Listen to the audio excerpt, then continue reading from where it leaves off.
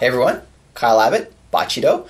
We're here in the studio with Eien Hunter-Ishikawa, amazing taiko, all kind of percussion, as well as shinobue.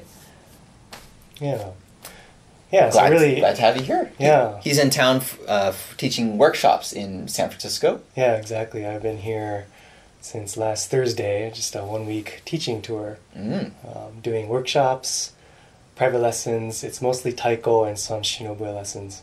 So Very cool. cool. I just came down from Portland just for a quick road trip. Really appreciate you having me here and Glad you could come. talk about Bachido and your whole program. Really interesting. Love to hear about a little bit. I'm sure all our viewers at home or on the road would like to hear about a little bit about you as well. Yeah. So I'm a professional musician, educator, composer. My specialty is drum set, taiko, shinobue, and Western percussion. So I did my degrees, undergrad and master's degrees in percussion, classical percussion. I work a lot as a drum set player in jazz and rock settings, and also work within the taiko world, a lot of teaching and performing with, my main teacher, Kenny Endo, very well known, very well respected artist and instructor. I've worked in terms of the taiko world, sort of in that genre, the Kenny's, focus of really bringing high quality musicianship to the art form. Really, he's really highly regarded. So lucky to be playing for a number of years with Kenny. And currently I'm doing some solo projects. I play vibraphone in a duet with shakuhachi. I played with Alcin Ramos, good friend of mine from Vancouver, who you met too. In the Bachido community. Yeah, exactly. Bruce Hubner also from Yokohama. I've toured with him. So, kind of doing a lot of different things. Kind of just depending on what the project is. Sometimes I need to play maybe Japanese instruments. Sometimes I'm playing Western instruments. It's it's kind of all over the place. What got you started interested in taiko and shinobue as well? I was born in Japan in Saitama, and I was playing since I was probably about 2 years old. And so at that point it was probably just a love of drumming, love of music, going to omatsuri, to festivals, and that feeling, the whole atmosphere is just, I guess it spoke to me as a little kid, and I just kind of have started playing in Japan. I was lucky enough to have many good teachers, and somehow I ended up becoming a musician professionally. Very cool. Very cool. And I'm sure you've had your start in your musical family, similar kind of situation, right? That's kind of. Well, I wonder. So we started off. My parents always wanted to play music, but they started very late in life. My dad's mother, she was forced to play piano, and I kind of not cracked the whip, but it wasn't fun at all. So when she had my dad, she said, I'm going to do him the service of not forcing music on him. But that went as far as not suggest, really. So it wasn't a part of until he immigrated to Australia and such. But by that time, he was already like 18, 19, so it was kind of too late in a way. So without getting that language, like sense of music, it's always been kind of a struggle. However, he always wanted music to be a part of family life. So when we were born, he had instruments around the house and didn't take us to teachers, and was surprised that we actually picked them up and quite soon after could play them with some skill. They would play together like Hank Williams, Johnny Cash, Carter family songs together. My mother and him. So our start was really bluegrass, and that kind of music. I got satiated quickly musically. Mandolin was my first instrument because I was small, so the small fingers, which I still play. So it wasn't until I think about 14 or so that I started shamisen. But even then, Mike Penny, the guy in LA, he was just on a little TV thing recently, and he had a similar kind of story. As he played other music, and then he heard shamisen, and it's kind of something about it, just the tone, the sawari, just everything, just spoke to him. And I think, and I've done other like countertenor singing, throat singing, igil, all these kind of different instruments. Nothing's quite stuck long term as shamisen has. So it's, and as he says, it's only 3 strings. So. Right. Yeah. So what are the instruments you play? Started with mandolin, which I still play. Banjo, guitar, a little bit guitar, a little fiddle, bass, shakuhachi, a little bit, shamisen, igil, doshpurur, throat singing. Pretty much it. Eventually on that guy, the koto. But we'll see about that. And as far as the kind of music, are you interested in a wide variety? Like you're at Tsugaru shamisen player, yeah? Right. At first, I kind of, a lot of people, they start with like rock or whatever, and then they kind of, their roots, they kind of go back to their roots. So like growing up playing bluegrass and old time music, the communities, there's a lot of jams in Santa Cruz, and the community is still a lot of people in their 30s, 40s, 50s, 60s, 70s. And they had all kind of gone through their rock stage, as it were, and now they're wanting something different, kind of back to organic, as it were, organic music, just acoustic, So through that kind of growing up, I was only interested in things that were acoustic and that I knew were traditional. So at the time starting shamisen, I was just interested in, Naguta, Kyuta music, as well as traditional Russian, Chinese, Greek, any kind of Arabic, any kind of world music that was not electric at all. And it was ironic, because Kevin Metz was living here, I got started, and he had his God of Shamisen, his metal band, and I didn't want any part of anything new or whatever. But then, around 20 or so, I started to relax, because I guess I was feeling wild inside, so I wanted just kind of, and then doing karate and different things, wanting, some structure. Structure. Some kind of a path, maybe, right? Yeah. But then around 20 or so, then I kind of loosening up, growing my hair out, as it were, then getting interested in other kind of musics, and now, like, metal is one of my favorite, death metal and such. And that's kind of been I've always wanted to kind of find players, just like Kevin had his, God of Shamisen band, but everyone seems to either be in a band or blah, blah, blah, blah, blah. To try to put a metal shamisen band together. Yeah. Right? With screaming and all that stuff. But interesting, yeah. So, it's probably the same for you. Like, when you're talking about, metal shamisen, it might hit a lot of people like, that is weird. It makes no sense. But for me, I play a lot of different kind of styles of music. I've studied a lot of traditional Japanese music. I've studied the European classical music on percussion. I've played a lot of jazz, and it's kind of all over the place.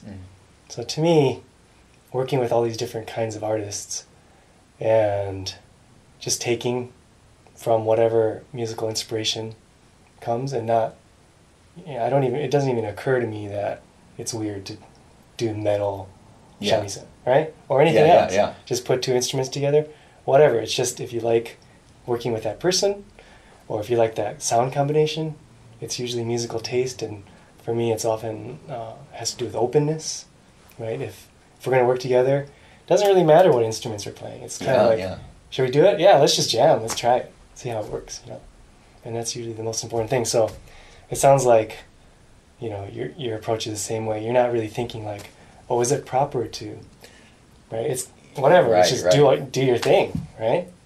And it used to be, when I was younger, more adolescent, as it were, it was like my brother, we would play together, and he would scratch the strings like a biwa kind of, and I would get so angry at him, and say, like, Luke, that's not the way you play shamisen. But then, you grow up, I think, and it's it's all the same, it's all...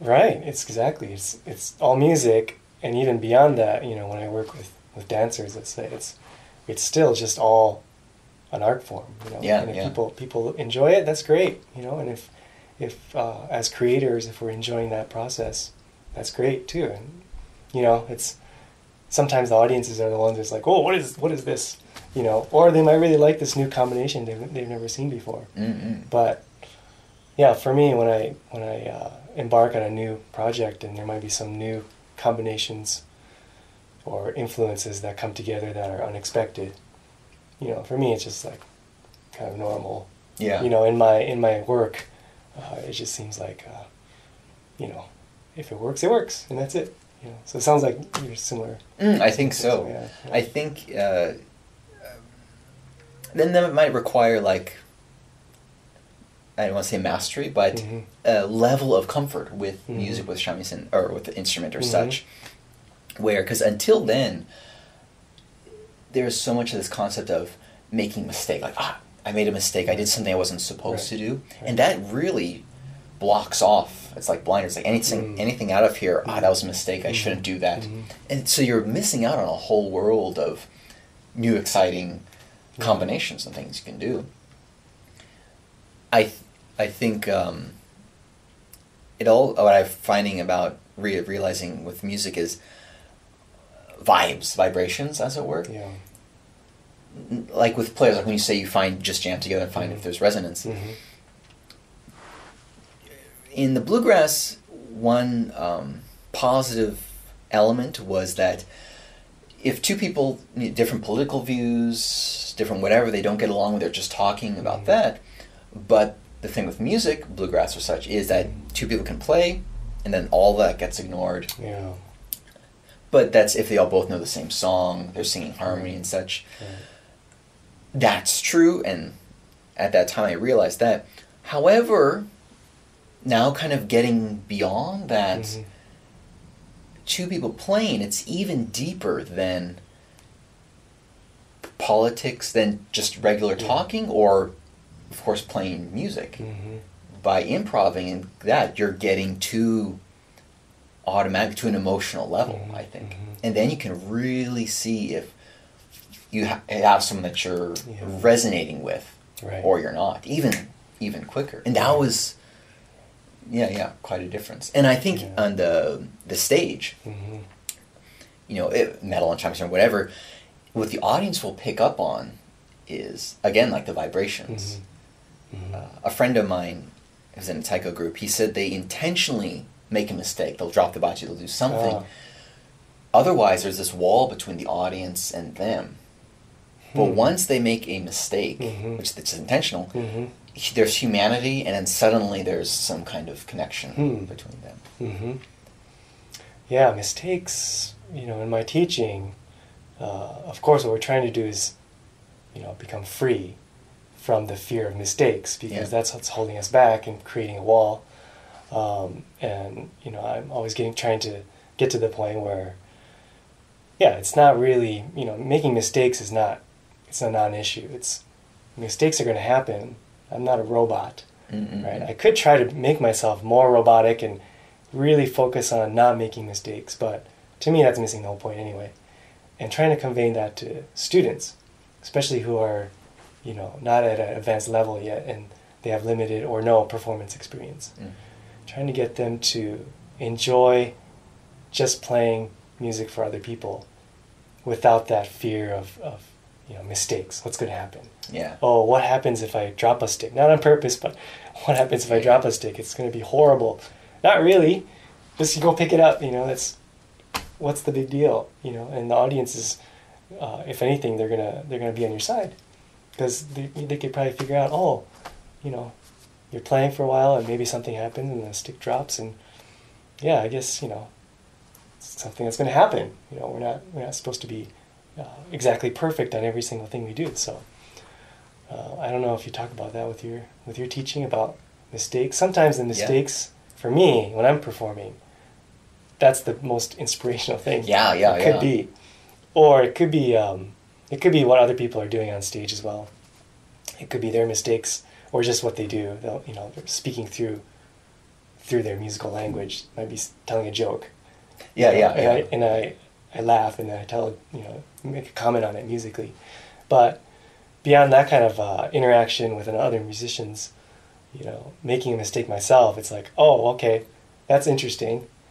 This, you know, this is not something that's happened before, but let's see what we can do with it. Mm-hmm. Yeah, yeah.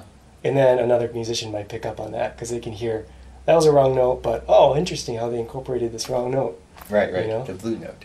Yeah, it could be a blue note, or, you know, who knows? Who knows? But you're probably trying to do the same thing with your students, right? To try to... I mean, if they say, I did that wrong, it's... No! not quite that extreme, but you know, don't think of it that. I really try to dispel that, you know, don't think of it negatively. It's right. In our... There's on the wall there, but we teach people... there's a lot of... So, in our Toneway, in our... My family's main business, toneway.com, is teaching people how to play people music. Ordinary, not who are wanting to perform, but just kind of back to the roots. You know, just playing music for that expression, you know, together as a communal activity. And many have been really burned by having a teacher that is like impatient and play properly this time, repeat it, you know. So then we're just kind of retraining them. Like learned when my dad found that we could play without teachers, he and my brother kind of figured out what was going through our minds when we did it. So basically trying to figure out how to play music the way a child learns. So it was, you know, matching up the tones, feeling the relationship between the tones and the melody, the pitch or whatever, basically. And we have our 5 commandments of music, playing by ear. 5 commandments of playing by ear. First is feel the melody, where you know the song, it can keep the rhythm, especially in jamming, very important. Follow the pattern. I think that last commandment, second to last commandment, is stumble as a child. Right. And that is essential. If you don't do that, then you're shooting yourself in the foot. Kind of, as they say. Yeah. Because that's how a child learns, is you just trial and error, right? That's how they're exploring. Yeah. Nobody's saying you must play these notes this way. It's more like they're just trying it out to figure out how it is. And that's why probably the learning is much deeper. I think so. Probably quicker. And then hopefully don't have those negative emotions upon making a mistake, right? Yeah. I see that a lot with students who I have who come from especially classical piano background. Right. I'm not sure because I get piano students who they can read notation, and then maybe in school band they're required to, since they can read, they get put on a xylophone part or a marimba part or bells, because the keyboard layout is the same. You just have to hit the keys, with mallets instead of with the fingers. So occasionally I get students, maybe middle school, high school, who come from a piano background, and then they're asking me to teach them percussion. And those are the students that I notice the most, this kind of, I'm not saying, of course, all classical piano teachers are this way, but I see that pattern a lot, where there's that strictness. It is a complicated instrument to play, for sure, and there's a lot to learn, but that freedom can be missing and hard to capture with those students, versus like a jazz piano student. When they come at it from there, it's and maybe they're learning drum set. They kind of get the idea that it's more about just the overall structure. Maybe there's a melody, you can embellish it, and improv is encouraged. Yeah. Right? When you can improvise comfortably within the style, making mistakes doesn't really matter, because you could just kind of improvise your way out of it, into it, Yeah. So do you teach improv? Well, most of my students we're just learning Sakura Sakura and Koki to Gobishin, those kind of the basic sort of songs. Though one thing we recently started doing, so we started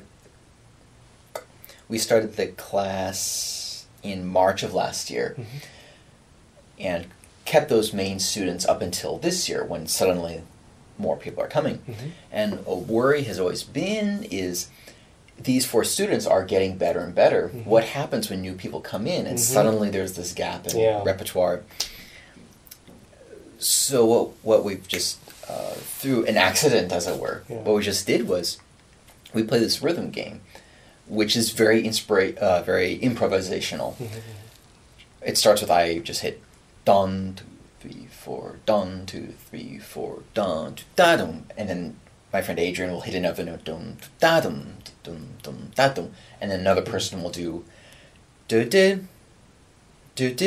Basically is anything you play is right. You're supporting by playing. You're supporting to the sound. And of course, some people are. It's still there, but that is, I guess, the first step of the shamisen, because the shamisen is so melodic, and it's like every note you hit, it's there. You know, so playing together as a drum circle, as it were. Right. Yeah. It's trying to establish that support of like, just do it. And yeah, that makes a lot of sense, because people playing in drum circles are not worried, right? They're not worried about making a mistake or whatever. They're just there for this communal feeling of maybe feeling the pulse together and getting on this groove wave, right? Yeah. And just enjoying that kind of feeling you get with playing music with other people, right? And you just bring your maybe djembe or whatever hand drum or percussion instrument and join in. So that would be great if, with, it could be any other instrument, but if they could get that into that mentality as an exercise to see, can we do it? Can you just let go and, there's a groove kind of starting to establish, make your statement and, not worry about it. Yeah. It's an interesting thing with shamisen specifically, I think, because how much of a drum with strings. I mean, like, I haven't seen who knows what, but a bunch of guitar players or mandolins in a circle, because it's so melodic, not very percussive. I mean, to a point, or they're just not playing anything specific. Like, okay, let's all John without singing or anything.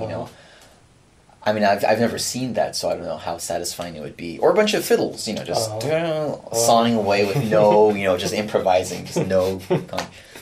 But I think because of shamisen is percussive, the melodic aspect is just like a side note almost. So you do feel that kind of that rhythm, just like being in a drum circle or something. So it's exceptional. Yeah, that's pretty interesting. Who are some of your favorite people to work with? Do you do live performances, or are you what kind of schedule do you have besides your teaching? Besides teaching, so I teach once a week. I have a private student who comes, but I'm open for more if there's anyone. Mostly my schedule, I mean, every so often there's the occasional gig. Matsuri time, there's a local cultural fair, and then now the Bay Area, the San Jose, there's Matsuri there they do. I think it's just starting to build up a little bit. Yeah. It's kind of up until recently, up until 2013, I've rarely gone over the hill because it's over the hill. I just thought I'd just do my whole Bachido thing from here, from the house, Right. And then Shirley Muramoto, we got in touch because she was doing a concert, and we got involved in that, and she strongly encouraged, you should, there is this community over in San Jose and the Bay Area, you should really, make yourself part of that. Yeah. So it's really through her encouragement, just 3 years ago, getting involved in that. So now that's kind of that, and Facebook and such and such. Now I'm starting to get more offers for playing, different things than before. Yeah. So you're often playing solo, or do you? Mostly solo. Are you a singer too? I sing. Yeah. So when you're doing solo, it's shamisen and song together? No, generally it's just shamisen, and only for like maybe 20 minutes, 20, 30 minutes or so, because there's only so much, twang twang that you can, that's interesting before it kind of gets, okay, it's, But when I do is, I've done a few kind of lecture sort of things, like 30-minute. This shamisen, this is where it comes from. Here's this kind of style. Here's this kind of style. And I always end with I like to show the relationship between, like, 2,000 years ago, coming from Africa, and they say like Egypt, probably 2,000 years ago, shamisen came to Japan from there. Same with the banjo, the 5-string banjo, and how I tied is like I like to play Appalachian old time music on banjo, and I found that it's very satisfying to play on shamisen, and then I'll play an old time song, singing it, little birdie, and playing it and kind of demonstrating like how versatile it is. Do you use that in performance too, or it's more for demo? In performance, yeah, only a couple times, but I wouldn't be adverse to doing it more. Yeah. Or do you have people you'd like to work with, or other kinds of instruments? If let's say you're asked to do a gig and maybe you have to form a duet or trio or quartet. Oh yeah, I would really like at some point with piano and cello, shamisen. I think that would be really nice. There's nothing like that out there right now? I'm sure there is, but I just haven't come across it yet. Yeah. It's like connections. It's I'd like to if I know the person. People I like to work with. Again, I'm usually doing things solo. Now, if I say that, I'm forgetting someone. So, like Carl Jung is. I really like Carl Jung because he's very relaxed, but very musical and very into it. So, I like working with relaxed people because then you can. Again, it's kind of the vibrations. It's nothing's kind of cutting you off. Yeah. Right. Cutting the vibes. Yeah. How about taiko players? Have you worked with taiko players? No, not... once. When Reagan Fuji came over last year, he's a really good jazz player. Oh, okay. So we formed what we call... I think we called ourselves the... Olagakians? I forgot what we called ourselves. It was a jazz... We did, like, Spain... and such and such and such. It was Carl... Reagan, Carl... Bruce Mui. Oh yeah. He joined in. He did a whole set. Okay. That was a lot of fun. Yeah. How did you find it? Fun. Yeah. It was fun.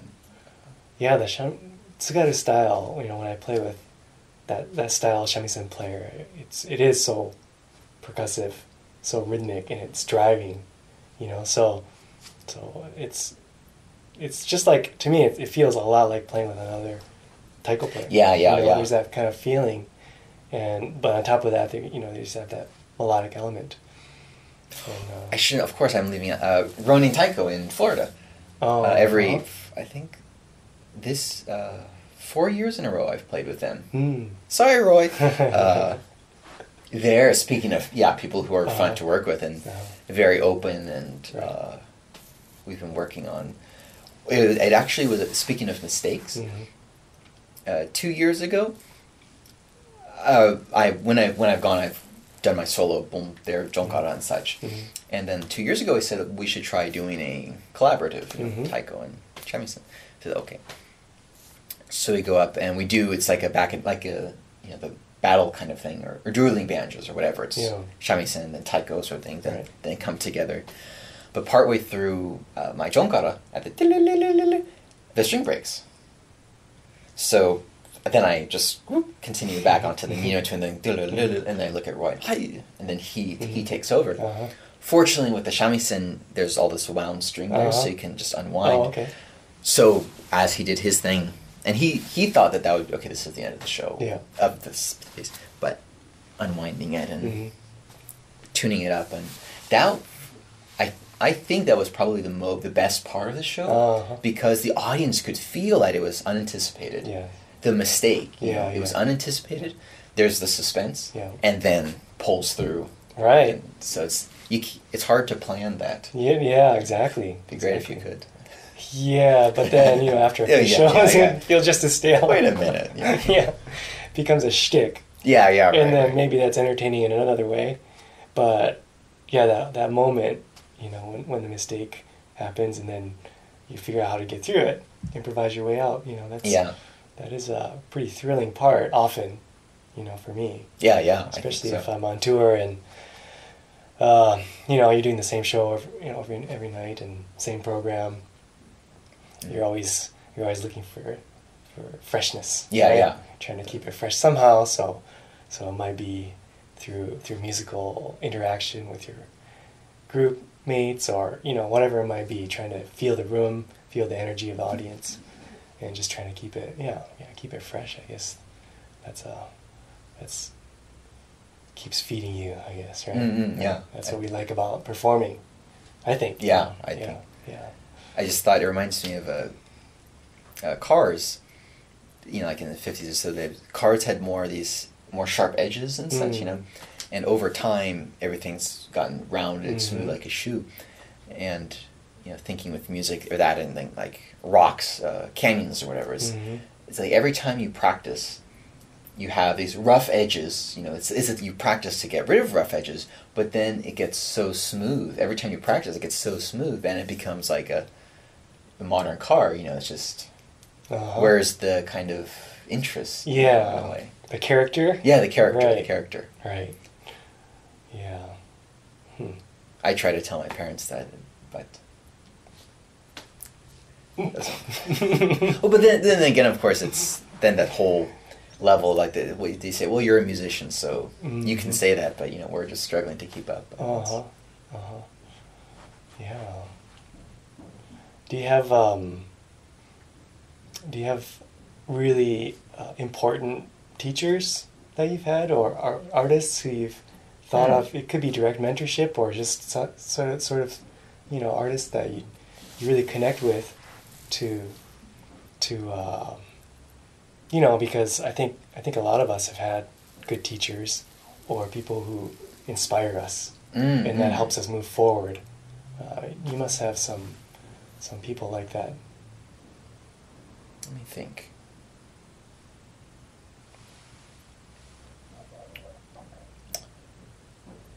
Well, let's see. Okay, so when Kevin was living here, already I was playing for 2 years. I was not like the bachi hold like this instead of that sort of thing. So he taught me the basics, and Nita-san came over and gave me one lesson. So in terms of hands-on instruction, that sort of thing, it's mostly been for the 12 years I've played, it's mostly been myself. So, yes, if instruction was from a passive point of view, into that kind of inspiration, I would say...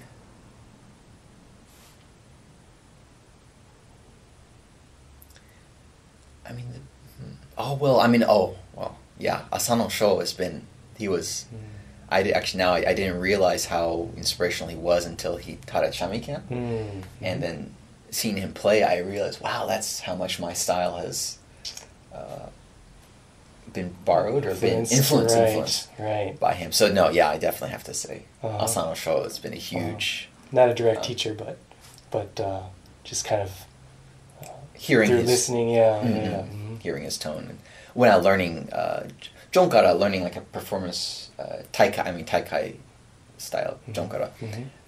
I listened to his a lot and borrowed riffs and kind of things when I was starting, just to kind of get the hang of it. And of course, like Nita-san and Reagan, both of them, I would say not... I like a lot of shamisen players, so I wouldn't say it was I love how they play, so I'm going to copy them. Right. But it was like when both of them were in the studio teaching, I was behind the camera, and then their kind of stylistic points kind of leached in. And same for Reagan, like how he does certain things. All of a sudden I noticed, wait, I'm kind of doing it like him. So I think... nothing was like an active versus passive. like I like how this person plays, so I'm going to mimic it. Mm-hmm. But it's just who I'm around. It just kind of comes in. Mm-hmm. What about you? Yeah, I think about like my Japanese teachers. You know, especially in the traditional world, it's kind of common. Like, you know, the whole just watch and do it is the common thing. Especially maybe with the older teachers. That was kind of like the traditional method that's been passed down, you know, from generation to generation in that school, in the Ryuha. And, you know, because of that, that's how they teach. And they're not going to maybe explain what the fingers are doing, what the hands are doing, you know, what your embouchure should be exactly for fue playing, or, you know, it's just, you just learn by watching, you know. And so when I was a kid, studying with my first teacher, I was really lucky to be taught by Saburo Mochizuki sensei. He's one of the, you know, original Skeroku Daiko members. Mm-hmm. Very, very influential taiko group for all over the world. You know, you see their influence everywhere, you know.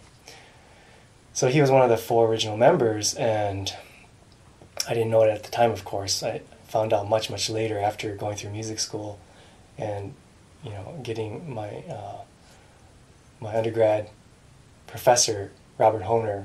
His sound concept was just, you know, that's why I was drawn to go to that school in Michigan. Was his concept of sound and music was just so deep, and it's so very high level art, you know, very rare in the percussion world.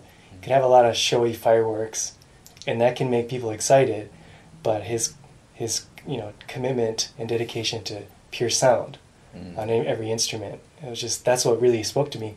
After that experience, I went back and thought about Saburo sensei, and, you know, I had studied with him up until about age 10, and realized, hearing him play now and understanding his background, you know, he was like a Bondaiko festival taiko player, but he's also an incredible hogaku musician. So he's playing kotsuzumi, otsuzumi, you know, shamisen, nagauta.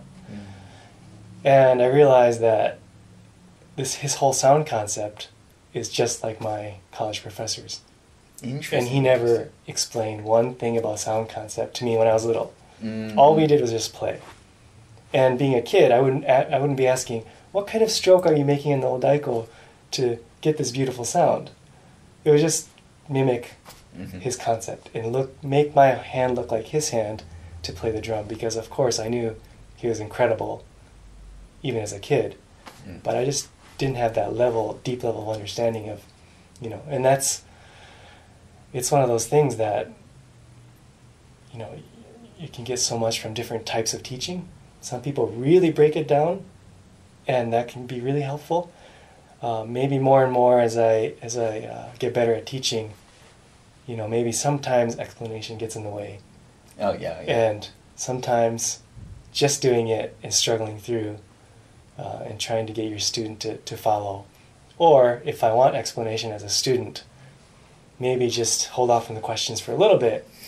Yeah. You know, maybe go a little bit longer and experiment and see if I can do the same thing as my teacher, right? Because that, especially that traditional music world in Japan, it's kind of not really explanation, you know, that culture. We'll be right back. Yeah. I have something. Okay. Yeah.